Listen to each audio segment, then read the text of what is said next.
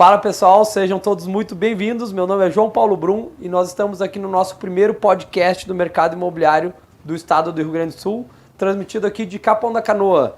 E estou aqui com um convidado muito especial, que é o senhor Ricardo Cessegolo, fundador, diretor da Volens, sócio da Goldstein, e veio compartilhar um pouquinho do seu conhecimento e dos seus aprendizados conosco e vamos saber da sua história. Tudo bem, Ricardo? Tudo bem, obrigado, João Paulo, pelo convite para a participação desse primeiro podcast do mercado imobiliário aqui em Capão da Canoa. É uma honra e essa nova tecnologia que vem com uma forma de a gente poder se comunicar, principalmente nessa época de pandemia ou pós-pandemia, assim esperas, de poder divulgar todos os conhecimentos e o que está acontecendo no mercado imobiliário. É muito satisfatório para nós poder compartilhar com vocês histórias que muitas vezes nós não temos a oportunidade de estar com pessoas relevantes do mercado imobiliário e serve para nós todos que estamos aí querendo, né, para nós corretores que queremos saber da história dos incorporadores, saber qual foi o motivo do sucesso em empreender nesse mercado, que ele é realmente infinito, um mar de possibilidades. E até vou confessar, Ricardo, que fiquei em dúvida em convidar o senhor e mais uma pessoa para esse nosso primeiro programa, que são duas pessoas muito relevantes. A outra pessoa que estava em pauta era o seu Elmar Wagner.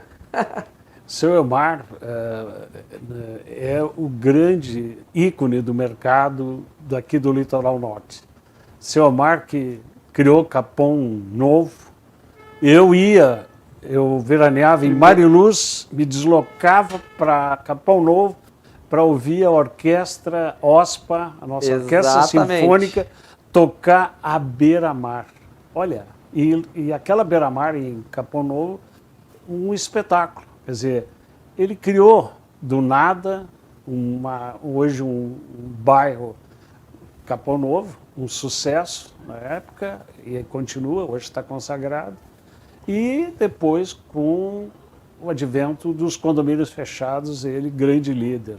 Que foi nessa oportunidade que o senhor veio pela primeira vez empreender um condomínio fechado no nosso litoral, na praia de Xangri-Lá, que é o Enseada, que foi um sucesso de vendas numa época que, como é que nós podemos dizer que foi o lançamento do Enseada, senhor Ricardo? O pré-lançamento do Enseada foi de uma forma extremamente tensa, porque aconteceu em 2008, bem na época da crise, do subprime dos Estados Unidos, que gerou uma crise financeira mundial, de desconfiança no sistema financeiro e no próprio sistema de financiamento imobiliário na época. Então, o mercado estava tenso, inseguro, e nós com um mega empreendimento chamado Enseada, com 560 lotes, e muita insegurança. Como é que se deu o lançamento? Porque os corretores aqui do Litoral Norte, de Xangri-Lá, Capão da Canoa, nos passaram a segurança que teria um mercado, uma demanda desse mercado, que o mercado estava com demanda reprimida e que mesmo com 500 lotes, mesmo o tamanho que seria o Enseada, teria mercado. Como, de fato, o lançamento aconteceu e foi o maior sucesso. Nós éramos 3 empresas, a Goldstein, a Cirela, a das maiores empresas desse país, e a Wagner Par. Então, a composição dessas 3 empresas, com o know-how da Wagner Par, do Ricardo Wagner, o seu pai, Omar Wagner, criou esse grande empreendimento que hoje eu tenho a satisfação de morar no Enseada, mas é um grande case de sucesso de condomínio aqui no Litoral Norte. É verdade. Inclusive, essa questão dos condomínios fechados, ela é uma questão que quem trouxe para nós foi o Grupo Wagner Par aqui. O primeiro lançamento de condomínio fechado foi o Lagos Park, que era muito longe do mar na época. O senhor tinha casa aqui em Atlântida, né, Ricardo? Eu tinha casa a 2 quadras do centrinho de Atlântida e, na época, o sócio do Capão Novo, acho que não era Wagner Par ainda, o D'Amico, me ofereceu um terreno no Lagos Park Eu me lembro do valor, R$29 mil para pagar em 40 meses. Eu disse, pô, D'Amico, muito obrigado, mas na beira da Estrada do Mar, 3 quilômetros da beira da praia, eu prefiro Na ficar verdade, aqui. era um brejo na época que lançaram. Então, e foi de 3, 4 anos depois de lançar o Lagos Parco, ele é hoje, até hoje, é uma grande referência de qualidade, de padrão de vida. O que a Wagner Parse, o Elmar Wagner, o seu D'Amico, Ricardo Wagner, conseguiram transformar a nossa residência aqui no Litoral Norte a melhor que da onde a gente mora na cidade, Porto Alegre ou outra cidade do interior. Então hoje tem residências aqui, ou aqui no caso Capão da Canoa, apartamentos de altíssimo padrão, melhores. Quer dizer, transformou-se um prazer vir para o litoral, porque tu tem o extremo conforto. Não era assim. Não era assim. Antigamente, as casas no litoral só se vinha aqui em início de dezembro para fazer a abertura, a limpeza, e um colchão que tu queria trocar lá em Porto Alegre, trazia para bota praia. Na casa da praia. A tua geladeira que tinha que trocar, manda para casa da praia. Então aqui tu não tinha o que tinha de melhor. Isso transformou-se tudo. Hoje aqui... Hoje é o alto luxo. Hoje o alto luxo. A praia... Aqui é muito melhor. Além então, de ser excelentes investimentos imobiliários. Exatamente. Então, com a pandemia que aconteceu, o Litoral Norte virou a referência. Explodiu. Né? Todo o meu condomínio, por exemplo, grande parte lotou para escapar da pandemia de Porto Alegre. Teve um momento bem grande aí no nosso estado. Todo mundo veio fazer o home office aqui no litoral. Que satisfatório para nós. E muitos não voltaram, estão morando aqui. Que coisa boa, né? É. E, inclusive, a demanda de pessoas... Hoje nós temos muitos lançamentos. Atualmente, todos eles estão... O mercado está muito aquecido. E temos aí uma demanda muito reprimida ainda de lotes, onde falta isso que é um produto, matéria-prima para o nosso segmento da construção civil. O lote é a matéria-prima. E nós temos tido diversos lançamentos, todos eles digitais e vendidos em poucas horas em pré-lançamento. Então, como é que o senhor percebe esse momento aí do mercado imobiliário? Bom, João, eu preciso dizer que os últimos 90 dias foram de intensidade aqui no Litoral Norte, em função do lançamento de vários condomínios. Estávamos com uma questão, né, para ser resolvida. Estávamos com a questão ambiental, eu me envolvi pessoalmente, convite dos empreendedores aqui, pela experiência que a gente tem em entidade empresarial, em tratar com os governantes. Então, houve uma união muito forte dos empreendedores que estavam para lançar, junto com a Prefeitura de Xangri-Lá, o prefeito, o secretário Antônio Carvalho, e o Ministério Público Federal, Ministério Público Estadual e a Corsan, que é onde foi a empresa que falhou na manutenção de esgoto, tratamento de esgoto.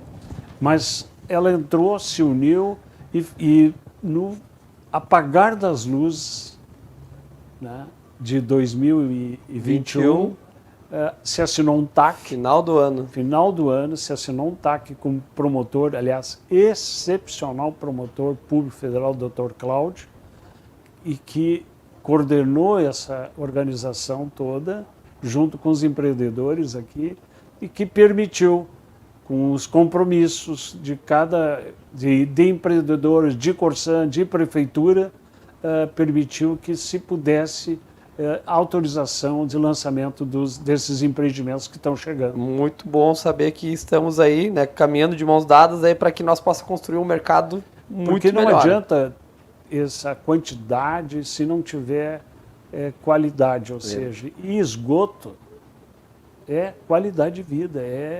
Então, estava com problema mesmo de saturação.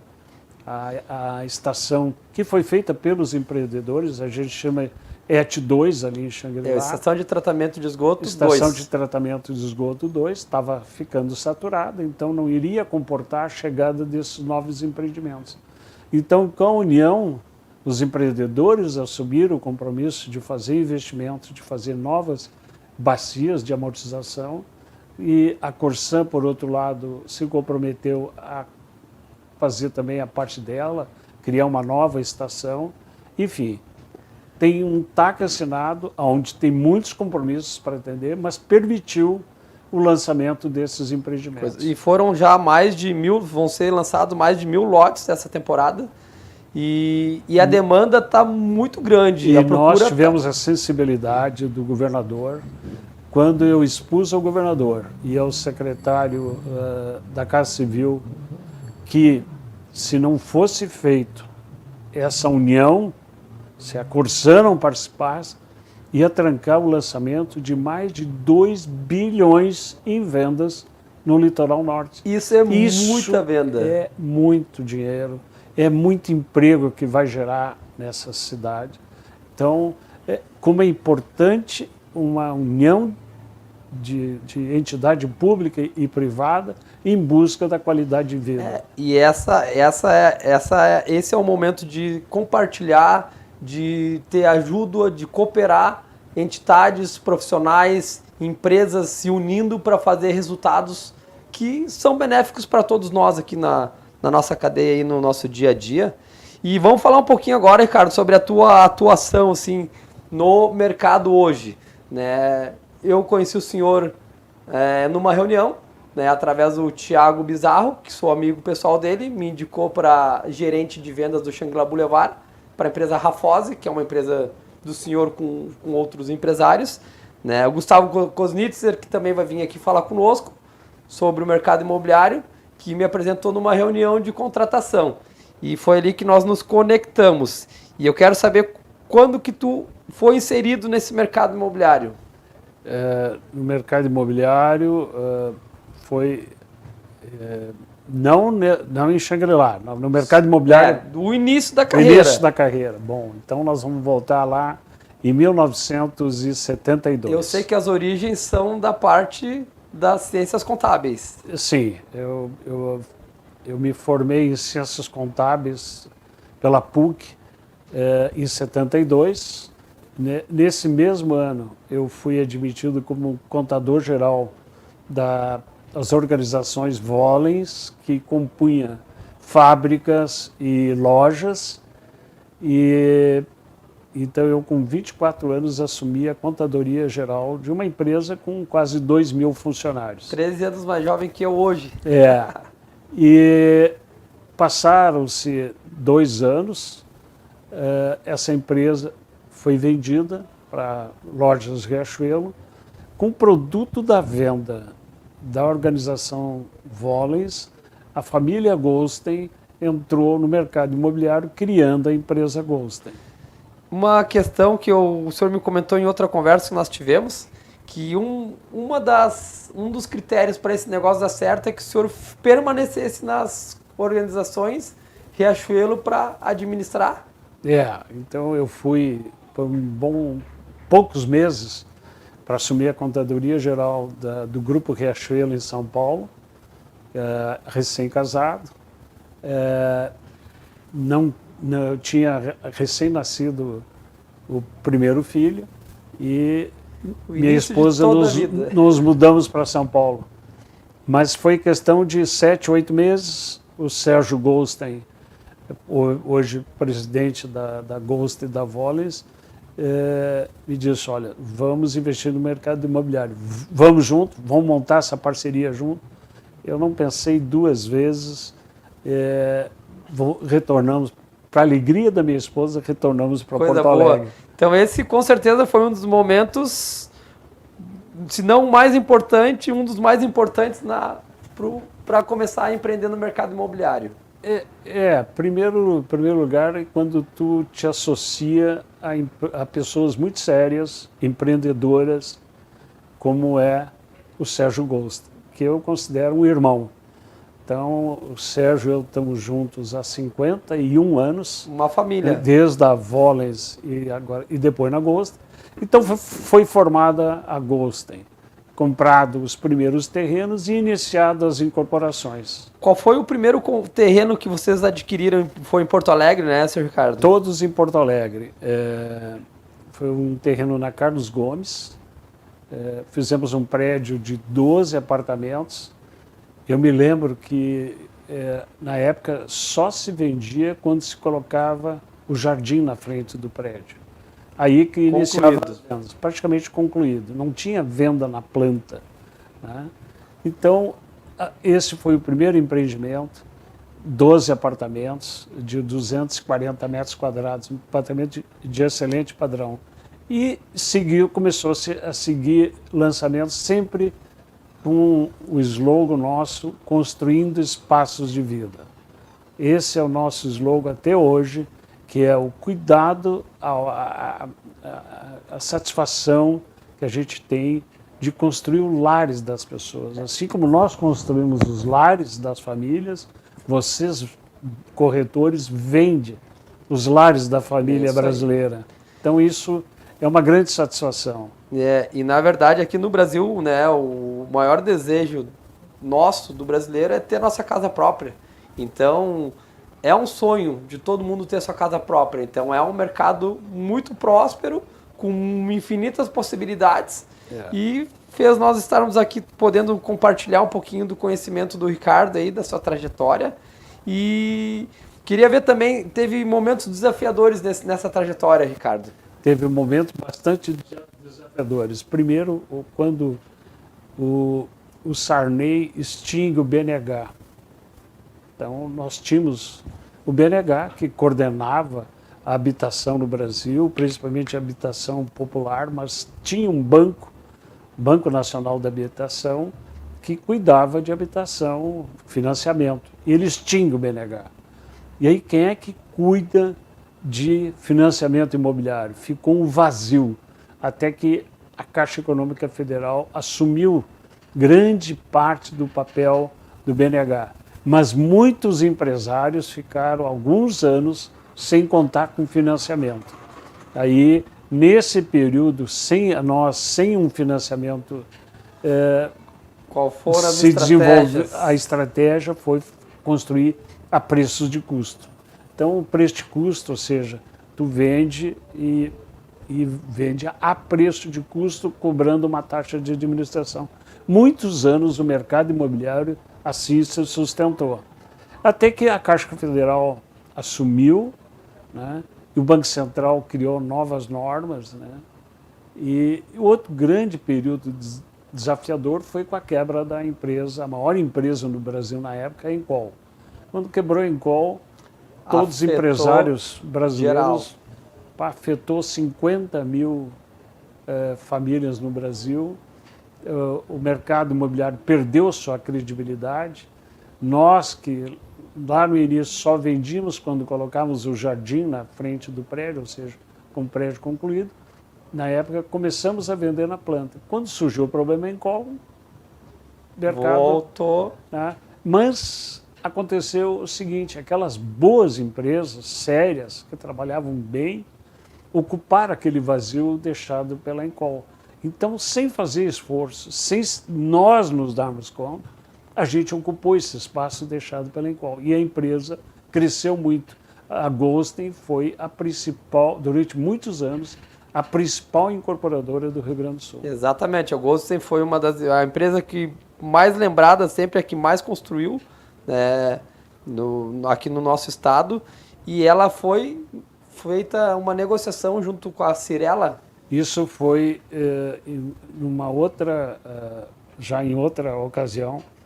Nós, em Porto Alegre, fechamos um grande negócio que foi uma área junto ao Shopping Iguatemi, uma área de 400 mil metros quadrados. O famoso Jardim Europa? Hoje o Jardim Europa, com o Parque Germânia no meio. Exatamente. Essa área era de propriedade da Máquinas Condor, cujo presidente, dono, era o seu Ferdinand Kissingler.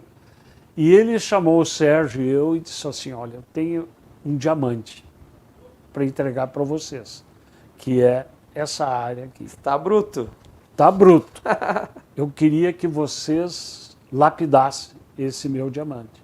E, muito bem, nós levamos 7 anos trabalhando em aprovação, em licenciamento, até que conseguimos lançar a ideia de um bairro chamado Jardim Europa, com um grande parque no meio, adotado por nós, chamado Parque Germânia, que hoje é um dos points de lazer em Porto Alegre. Claro, é um marco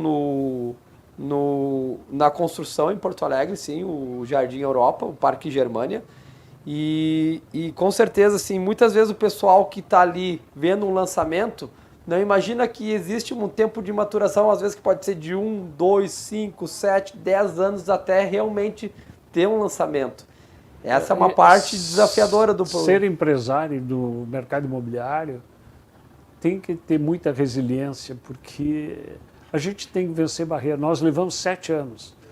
João, eu nunca me esqueço que eu fiquei uma tarde inteira numa reunião que a gente queria cercar o parque. Foi o Parque Germânia, o primeiro parque cercado em Porto Alegre.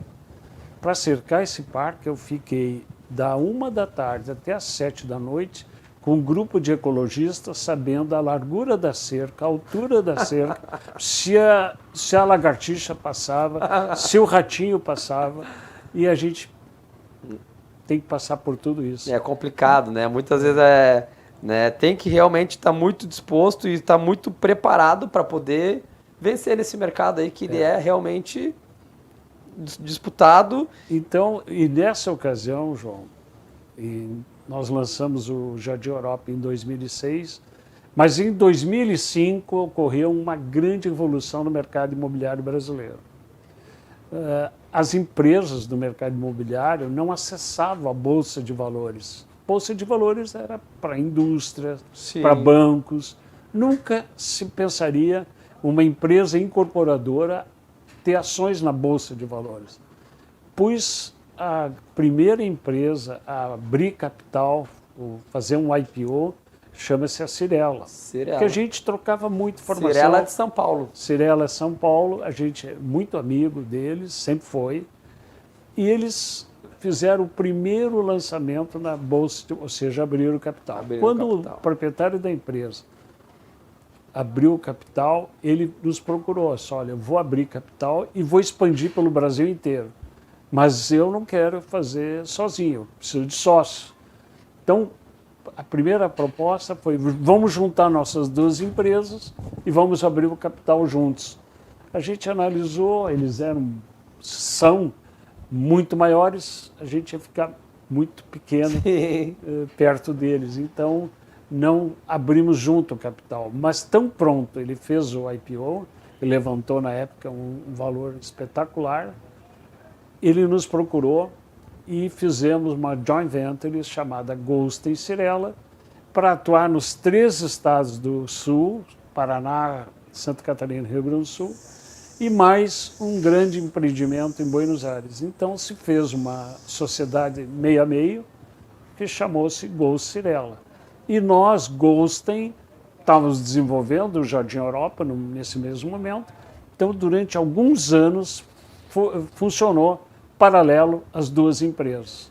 Como é importante as conexões, estarmos conectados a pessoas, como o senhor falou, que têm credibilidade, que são pessoas corretas, que sabem se posicionar no mercado em geral, né? Então, se nós pudéssemos, Ricardo, ver assim as qualidades do senhor como profissional, né? Quais são os seus pontos fortes aí que tu acredita que fizeram tu chegar hoje ao nível de relevância que o senhor tem no mercado imobiliário?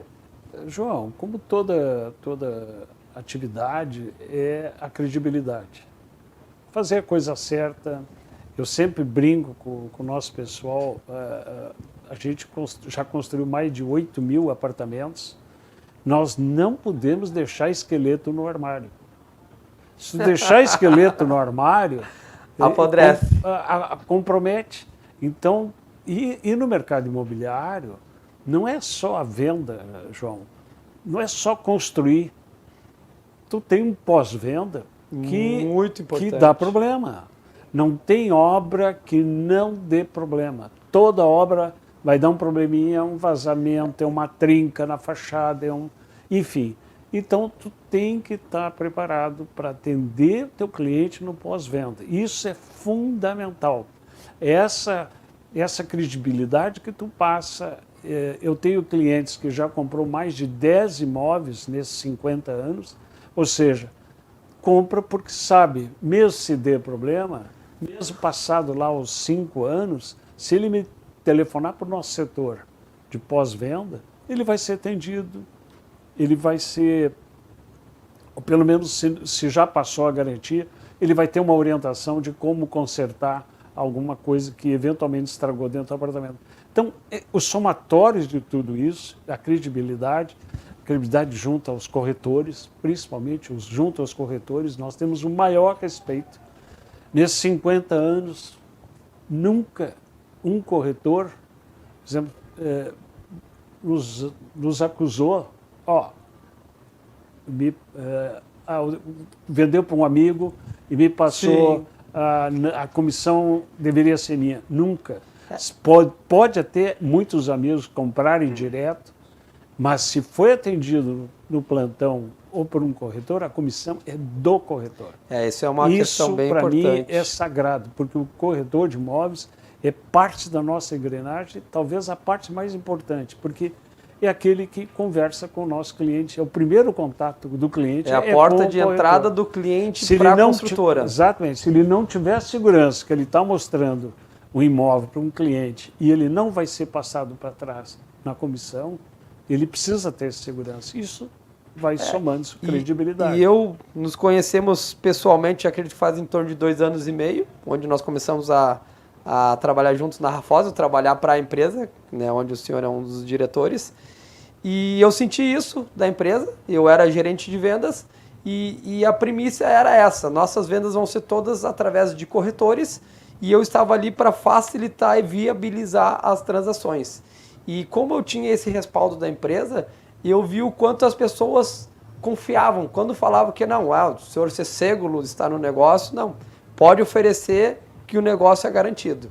Isso é credibilidade. Exatamente. E durante muitos anos a gente também teve uma carteira, e ainda tem, mas houve épocas demais, de investidores, que muitas vezes para comprar um terreno são somas vultuosas, e para não descapitalizar a empresa, a gente busca investidores parceiros. E nós temos investidores de mais de 40 anos, que estão sempre juntos.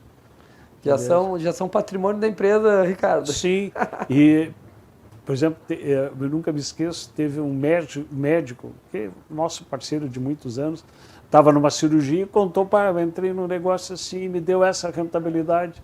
No dia seguinte, o colega dele me liga, eu também quero esse negócio, eu também quero uma cota disso. Então, isso e Porto Alegre, e aqui também, né, o Rio Grande do Sul, as pessoas se conhecem. Assim como as notícias ruins correm, as notícias boas também. Então, isso forma credibilidade. E às vezes a notícia ruim, ela pode acabar com muitas coisas boas, né? E realmente, assim, a idoneidade da empresa faz toda a diferença.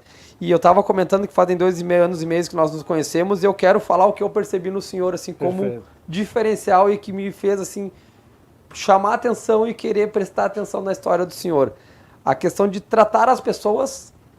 O senhor é um gentleman, é um cavalheiro, num fino trato, onde entende muito do que faz, tem muita credibilidade e mesmo assim consegue conversar com as pessoas de uma maneira tão simples e tão agradável que isso faz com que as pessoas se sintam muito à vontade a fazerem negócios com o senhor. E por isso que, da mesma maneira, quando eu lhe convidei, que o senhor foi extremamente solícito e disse, só me diz o dia que estarei presente. João, então, acho que é um diferencial. João, ninguém faz nada sozinho, ninguém é dono da verdade. A gente é uma engrenagem. Então, se tu quiser estar nesse negócio, tu tem que respeitar todos os profissionais. O corretor, o arquiteto. Né? O arquiteto, por exemplo, um arquiteto para trabalhar para nós, a gente escolhe muito bem o arquiteto. A gente quer um perfil de um arquiteto que não seja estrela, que com o nosso conhecimento, às vezes tem que fazer várias adaptações em projeto. E a gente já teve arquitetos que é mais difícil trabalhar, Claro. meio que dono da verdade. Alguns são artistas. Então, a engrenagem com todos esses profissionais, com os projetistas, né? E tua equipe de operários tem que ter o maior cuidado. Então, João, eu conto sempre um fato. O Sérgio e eu, a nossa empresa era na Avenida Ipiranga, e nós tínhamos uma obra no fim da Avenida Ipiranga. A gente saiu da empresa meio-dia, sabe, vamos almoçar juntos, mas vamos passar antes naquela obra ali. Quando chegamos na obra, tinha um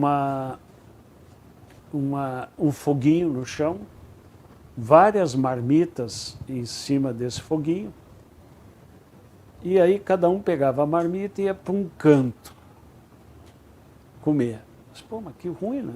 Cara, não tem um local para comer. Um refeitório. Um refeitório. Chamamos o mestre, mestre, vamos fazer o seguinte, vamos fazer um refeitório.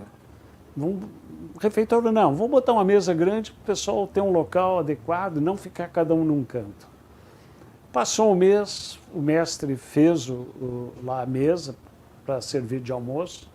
Daí, mestre, ficou legal, o pessoal tudo usando a mesa? Não, muito pouco. Mas por quê?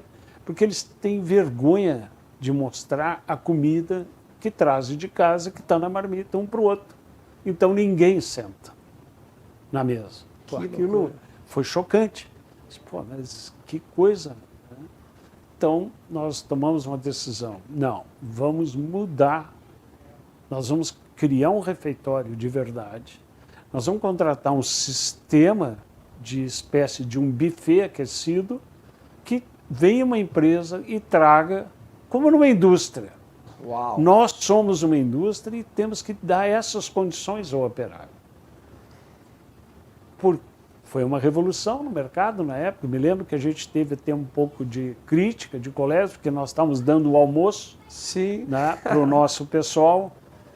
E aí começamos a ver que a satisfação do trabalhador em trabalhar, ninguém saía da nossa empresa, por menos, não trocava, nem que o outro pagasse um pouquinho a mais, porque tinha todo um acolhimento, um cuidado com a segurança, né? Então, e aí começamos a criar atividades dentro das obras. Por exemplo, uma vez a cada 3 meses, um churrasco na obra, um sábado, aonde ele traz a sua família para conhecer a obra. Que legal. Então, o pai traz a sua família, os seus filhos, e com muito orgulho ele mostra, isso aqui é o que o pai faz. Isso aqui, bota lá, mostra o equipamento de segurança, todos os EPIs de segurança, né? E isso a gente foi desenvolvendo e foi divulgando isso no mercado e foi sendo copiado. Foi algo para melhorar. Eu me lembro que em encontros pelo Brasil afora, nós começamos a levar esses cases de sucesso com a relação com o operário de obra, né? Que antes era peão. Antes era peão. Era tratado como peão, entendeu? Local insalubre. E a gente transformou o canteiro de obra num local não insalubre, e sim num local bom para trabalhar. Sim, foi a valorização das pessoas que estão no projeto. O que aconteceu? Tu tem uma melhor obra, é feita com mais cuidado. Né? Muito bom. Então, foi uma verdadeira revolução. Realmente muito bom poder estar escutando toda essa... Tu compartilhando toda essa experiência e essas atitudes que fizeram a diferença na Goldsen, na carreira empreendedora. E na questão de chamar pessoas, tu me contou de quando vocês contrataram um gerente para a Goldsen, que foi um gerente de um shopping de Caxias, é isso? É uma história que eu prezo muito, porque eu respeito demais, para mim, o melhor homem de vendas do mercado imobiliário do Brasil, e é o melhor que eu conheço, chama-se Ricardo Jornada. Mas minha esposa... Vou fazer um parênteses aqui. Vou convidar o Ricardo Jornada, vou pedir que o senhor faça esse intermédio, que a gente possa trazer ele aqui para compartilhar mais cases de sucesso, para que as pessoas que estão nos escutando possam absorver cada vez mais informação e possam ter também insights para que daqui a pouco, em cima do que eles estão escutando, poder tomar atitudes que possam fazer o nosso mercado imobiliário muito melhor. A história do Jornada, ele era diretor da Atlantic. A Atlantic era uma empresa tipo a Shell Ipiranga, de postos de combustível. Sim. A Atlantic foi comprada pela Ipiranga e ele saiu da Atlantic e foi ser diretor do Shopping Iguatemi em Caxias, que estava em implantação. Minha esposa e meu filho tinham comprado uma loja e nós, na época, além da Ghost, nós tínhamos uma franquia no Rio Grande do Sul da Pizza Hut. Sim. Então era uma outra atividade que a gente tinha além da consultora. Empreendendo. Tinha 7 lojas da Pizza Hut. E a gente tinha comprado loja, então, para minha esposa e para a Pizza Hut, para botar uma Pizza Hut no shopping em Caxias. E falando com um amigo meu, italiano lá de Caxias, ele disse, não, aquilo lá fora, o maior fracasso aquilo vai acontecer. Gringo aqui de Caxias não vai sair do centro para ir lá fora, longe, ir num shopping. Que shopping? Gringo compra aqui no centro de Caxias. Pai, aquela notícia me assustou. Eu marquei com a pessoa, que é a direção do shopping lá e fui eu e meu filho falar com essa pessoa para fazer a rescisão das 2 lojas que a gente tinha comprado. Essa pessoa me atendeu de uma forma completamente diferente, me explicou o que seria Caxias nos próximos 20 anos, que eu saí de lá quase comprando mais 2 lojas. Esse Essa é um pessoa bom vendedor. era Ricardo Jornada. Passado um tempo, nós querendo, em busca de um gerente de vendas que fosse diferenciado do mercado imobiliário, contratamos um headhunter para nos selecionar. Veio 4 currículos, quando eu vejo um dos currículos, Ricardo Jornada, pô, mas esse aqui é aquele que eu fui lá para desistir das 2 lojas, ele quase me vende mais 2. Esse cara é espetacular. Foi contratado como gerente de vendas, passou a diretor de vendas, e quando a gente fez a transação com a Cirela, ele então foi o exponencial de vendas no Brasil e no mercado imobiliário. Que loucura, e mostrando que as conexões certas transformam resultados muito melhores. Né? A gente formava uma parceria, porque às vezes no mercado imobiliário, tu sabe bem, o empreendedor diz, não, essa proposta não dá, não. E Jornada, não dá. Aí ele voltava, ele nunca, não tinha bola perdida. Ele sempre achava a solução. Sempre achava uma solução. Então fizemos, olha, vários anos, uma grande parceria na Ghost. Eu sempre digo que bons corretores não são aqueles que sabem vender, e sim aqueles que conseguem solucionar a vida das pessoas. Né? Antes da pessoa ser um cliente, ele é uma pessoa que tem muitas necessidades. E o corretor, entendendo as necessidades dos clientes, com certeza ele vai poder prestar um serviço e ajudar ela com muita mais facilidade, e o cliente vai ficar muito mais satisfeito.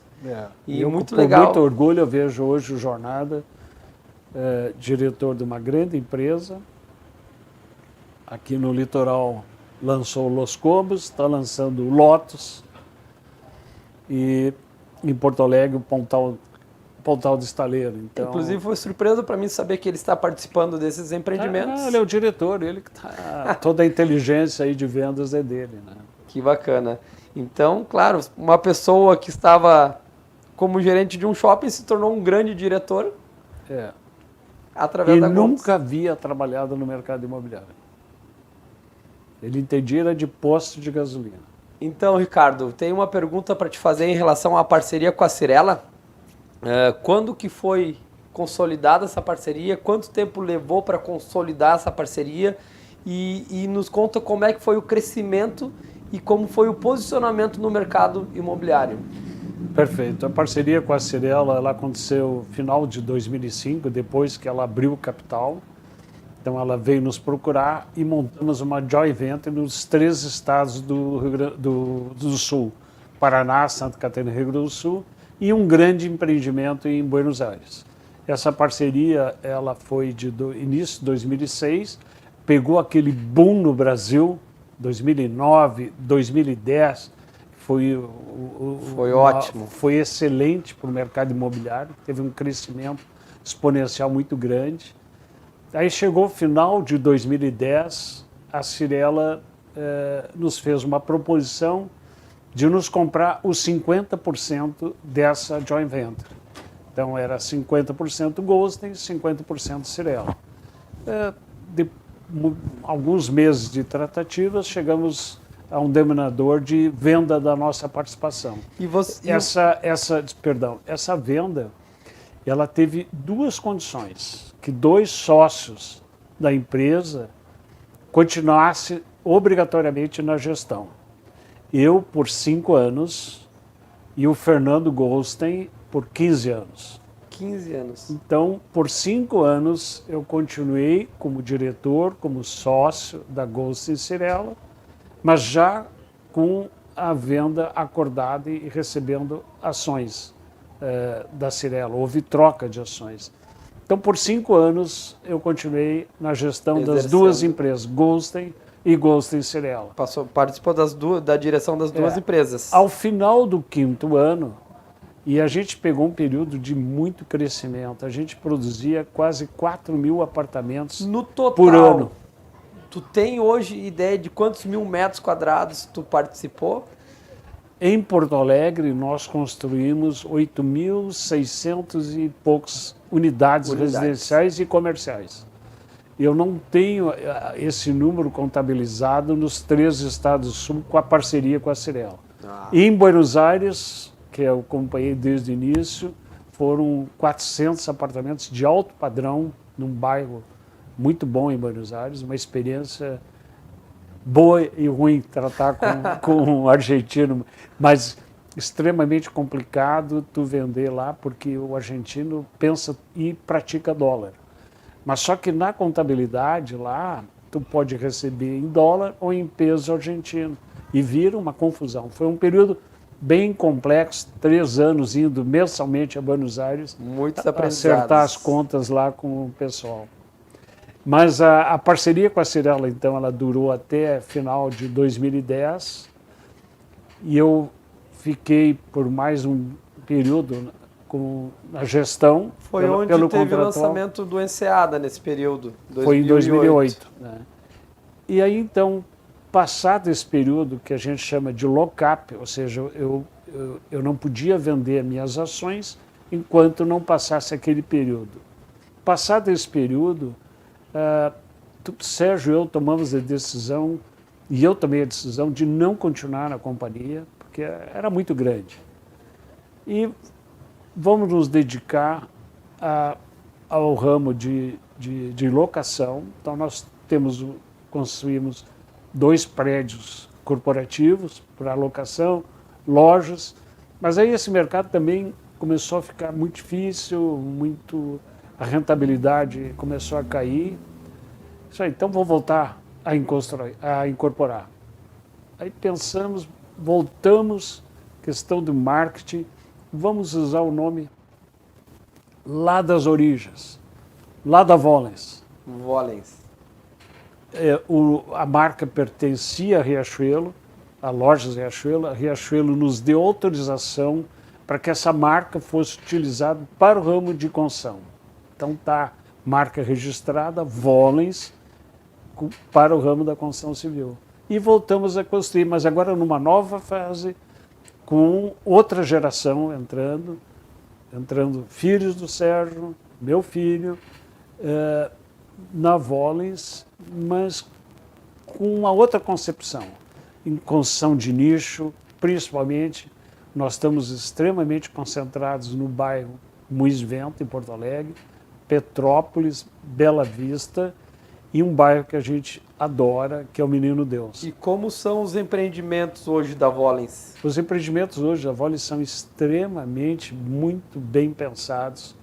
muito cuidados, a gente não tem mais aquela quantidade de empreendimento para tocar. Então, os projetos são muito bem pensados, alto padrão. Nós entregamos agora, em 2021, os primeiros empreendimentos que estão ficando prontos, todos vendidos com muito sucesso. E estamos entregando agora, já se mudou as primeiras famílias, o principal empreendimento que eu já te convidei para te conhecer em Porto Alegre, que é o Luciano 250. O prédio mais luxuoso hoje que existe em Porto Alegre, com uma tecnologia. Buscamos um arquiteto chamado Arthur Casas, especializado em casas suspensas, arquiteto que tem escritório em São Paulo e Nova York, e uma concepção assim, aquilo que tem de mais moderno. A fachada, por exemplo, João, a fachada do prédio é uma fachada, chama-se fachada ventilada, ou seja, o acabamento externo não toca no acabamento interno. Ele tem um espaçamento de 10 centímetros, por isso que chama-se ventilado. E o revestimento externo é tudo com porcelanato especial de fachada. Esse porcelanato, o arquiteto, depois de muita pesquisa, nos diz, achei o que eu quero. Estava numa feira em Milão, eu quero esse material.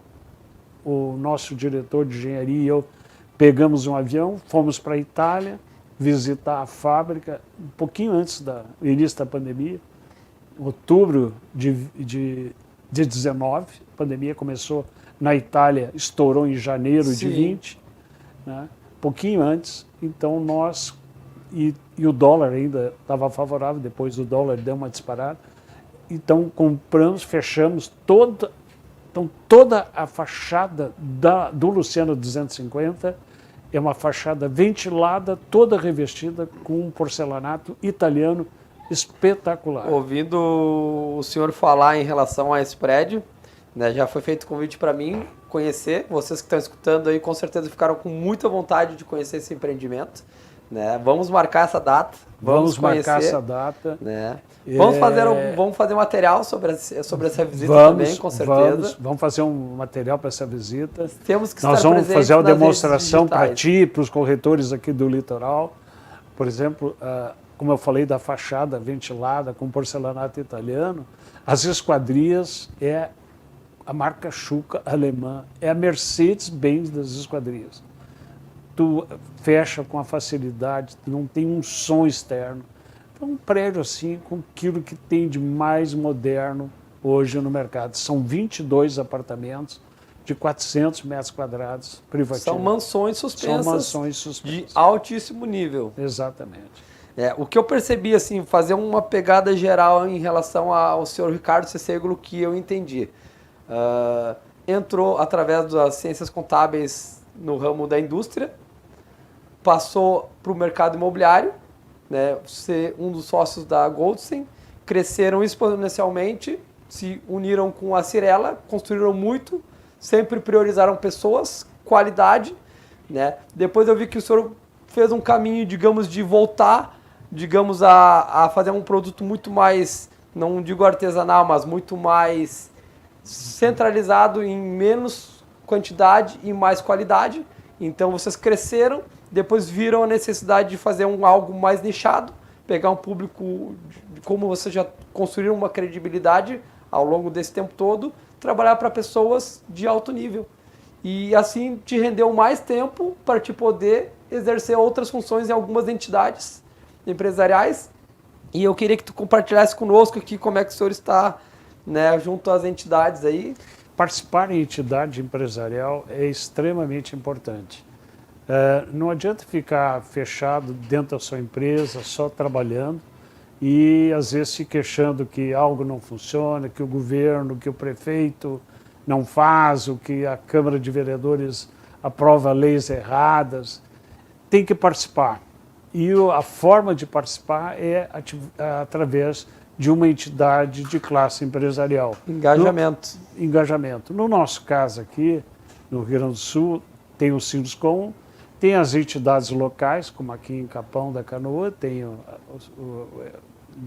os consultores, Mas o Sinduscom, que engloba todo o Rio Grande do Sul, é o nosso órgão estadual que cuida de todos os interesses de todos os consultores, quer incorporadores, quer consultoras, quer obras públicas ou privadas. Entendeu? Inclusive o senhor 2 vezes foi presidente da Sinduscom. Eu era diretor, depois tive a honra de ser eleito presidente do Sinduscom em 2013 e reeleito em 2015, passando o mandato em 2017 para o meu sucessor, o Aquiles Dalmolin, que está encerrando o seu mandato esse ano.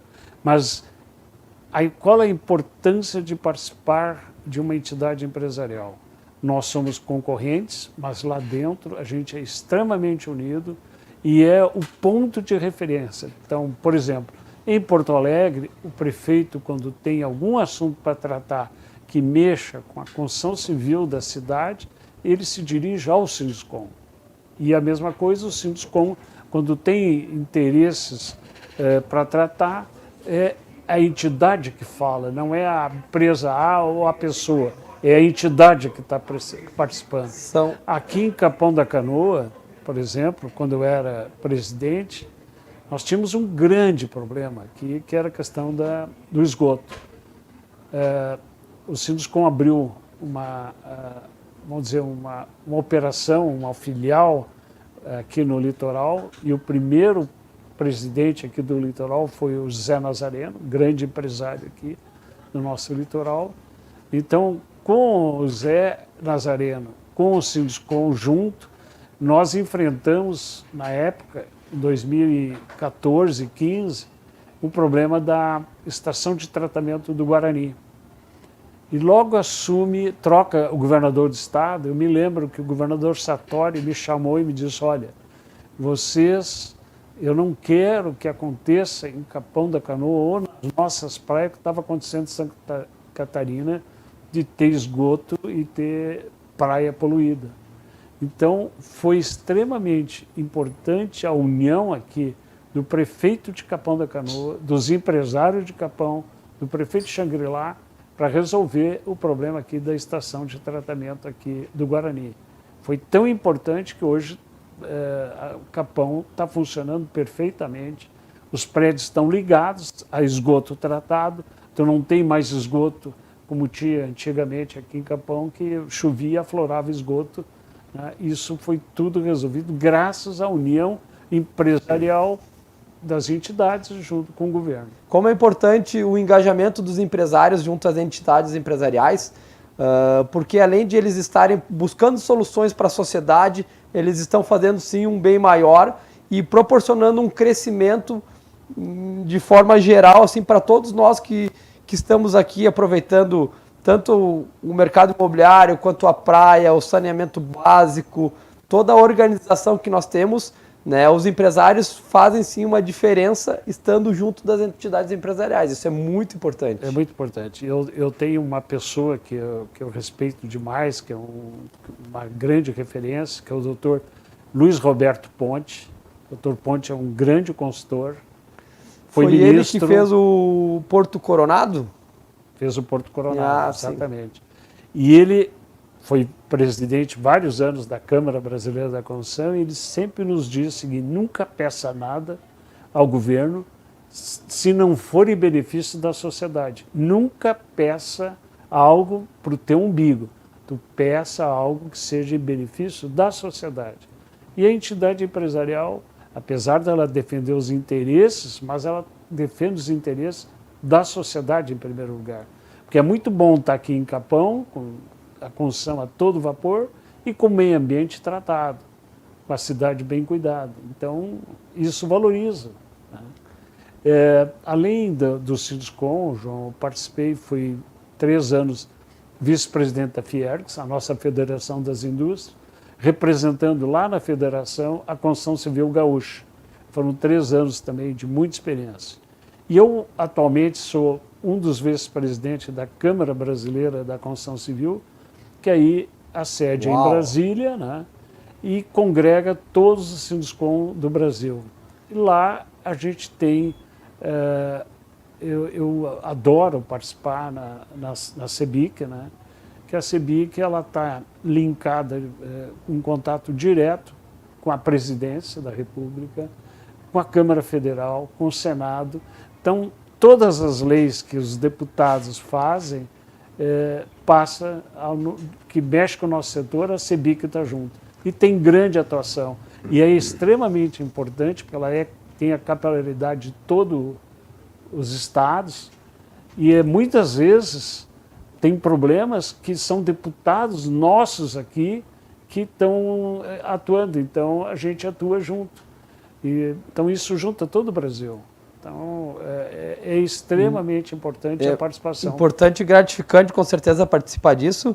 Né? Avisando o pessoal que está nos escutando que nós estamos aqui no estúdio à beira-mar, da Horizonte TV Digital. Né? Às vezes dá uma varia um pouco a iluminação. Estamos nos adaptando, é o primeiro podcast e com certeza estamos aqui para aperfeiçoar e entregar o melhor para vocês que estão aí nos escutando. Muito importante escutar toda essa experiência de vida do Ricardo Cecegolo, que está aqui conosco, e eu quero fazer uma pergunta para nós começar a nos encaminhar para o encerramento. O que o senhor espera para o mercado imobiliário em 2022? Bom, a gente, evidentemente, sempre quando antes de lançar um empreendimento, tu tem aquela preocupação. Nós estamos vivendo um momento no Brasil bem complicado. Instabilidade. Tentando sair de uma pandemia, nós estamos com outra alta contaminação atualmente. A gente espera que não feche nada, né, que essa contaminação, ela, pelo que está aparecendo, a gravidade dela de internação é pequena, apesar dela estar sendo muito veloz. Está sendo proliferada, mas não está tendo grandes consequências. E então, sempre esse assunto que afeta o mundo inteiro, a gente fica preocupado. Além disso, a gente tem eleições no Brasil esse ano para presidente da República, para governador de estado, para a Câmara Federal. Afeta diretamente a segurança dos investimentos. O que vai acontecer no Brasil. Então, mas o Brasil está acima de qualquer... o Brasil é muito grande. Então, quem seja o próximo presidente, eu tenho certeza que o Brasil vai ter o desenvolvimento, o mercado imobiliário vai continuar atuando, as pessoas vão continuar morando, vão continuar casando, descasando, os filhos saindo de casa. Enfim, o mercado imobiliário é muito atuante, a gente está sempre atendendo a essa movimentação das famílias. Então, o mercado... E tem uma grande... Nós ainda, no Brasil, temos um grande déficit de habitação. É verdade. Estamos aí com o mercado imobiliário em grande ascendência em todo o nosso Brasil. Apesar de todas as dificuldades enfrentadas aí nos últimos 2 anos em relação à pandemia e mudança de governo, e agora temos uma eleição, ainda temos um mercado muito próspero, muito promissor e que, com certeza, vai gerar muitos negócios e vai fazer com que todos nós possamos, assim, estar preparados aí para, né, através desse podcast, aperfeiçoar nossos conhecimentos, nossos aprendizados e fazer do nosso mercado imobiliário algo muito mais bacana. A gente tem que olhar as coisas pelo lado positivo. A pandemia trouxe problemas, evidentemente, muito grandes, mas também trouxe grandes oportunidades no nosso mercado. Porque as pessoas ficaram em casa, se deram conta que aquela casa onde ele só ia para dormir e agora ele tem que ficar nessa nova modalidade de home office, a casa não era tão boa, não tem uma boa insolação, uma boa ventilação. Então isso está provocando uma nova movimentação que é em busca de melhores imóveis para morar. Uma movimentação que está apenas começando, né, Ricardo? Exatamente. Então, pessoal, estamos muito felizes por compartilhar com vocês esse podcast, essa conversa gostosa. Espero que vocês tenham gostado. Vou deixar aqui o senhor Ricardo Cecegolo se despedir e deixar um grande abraço para vocês. Obrigado, João, pelo convite. Foi uma honra participar desse primeiro podcast. Eu tenho grande satisfação de estar aqui na praia, em Capão da Canoa. Para mim é o principal, depois de Porto Alegre, o principal mercado imobiliário gaúcho hoje. Então é uma grande honra estar participando aqui. Então, pessoal, vou pedir para que vocês que nos acompanharam até aqui curtam esse bate-papo, compartilhem com seus amigos, com seus colegas, com seus conhecidos e vamos disseminar informações de valor, histórias de sucesso aqui do nosso litoral, para o nosso estado, para o Brasil e para quem quiser escutar no mundo inteiro. Um grande abraço e ficamos por aqui.